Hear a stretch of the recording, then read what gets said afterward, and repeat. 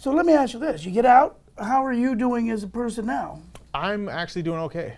It wasn't always like that, but I had a lot of support, and family's there, yeah, but most of my support came unbelievably so from inmates, from ex-cons that are out here now on the streets, and they're doing well too. The guys that have tried to get away from that lifestyle. Yeah, that have gotten away from that lifestyle. Have, not even trying. You know, and they're trying to do the right thing.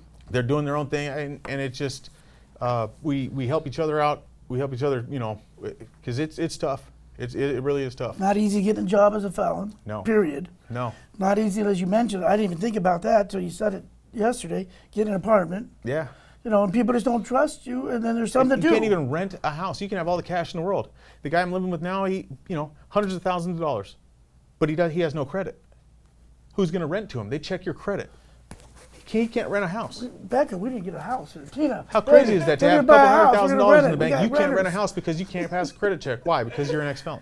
Right. Because you never had an opportunity to build credit. You know, he can't even go to a bank, and I know a couple tricks now, but he can't go to a bank and even ask him for like a small loan to put somewhere, you know, I'll pay off the interest now. Just put it here, put a bunch of penalties on that savings account so I can, you know, blah, blah, and they still don't want to do it. Banks are the worst. They're corporate, because you don't want to, so what are you going to do with it? You got all this cash, and you're homeless.